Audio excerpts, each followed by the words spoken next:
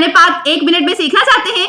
हम कुरान पाक और इस्लामिक वीडियोस के लिए शॉर्ट्स को सर्च करते हैं, तब हम ये भूल जाते हैं कि हम ड्रामा तो 1 घंटे का देखते हैं जो पाकिस्तान में भी टॉप 10 पे जा रहे हैं। हम मूवीज तो 1.5 घंटे की भी देख लेते हैं और पुरानी मूवीज जो हम कई दफा देख चुके होते हैं फिर भी मूवीज को 3 घंटे और भी दे देते हैं। म्यूजिक कॉन्सर्ट्स के लिए अपनी पूरी रात जाया कर देते हैं। दुनिया की चीजों के लिए एक्सट्रीमिज्म पे गए हुए हैं, लेकिन जब दीन की बात आती है तो हम कहते हैं अल्लाह ताला को एक्सट्रीमिज्म पसंद ही नहीं, हमें हर चीज को बैलेंस लेकर चलना है। अगर दुनिया के मामले में हम बैलेंस नहीं चलते तो हम दीन के मामले में कैसे बैलेंस पे आ जाते हैं, जो बैलेंस एग्जिस्ट ही नहीं करता। कुरान पाक के एक एक वर्ड में डाइव करने के लिए, उसको एक्सप्लोर करने के लिए आपको घंटे चाहिए।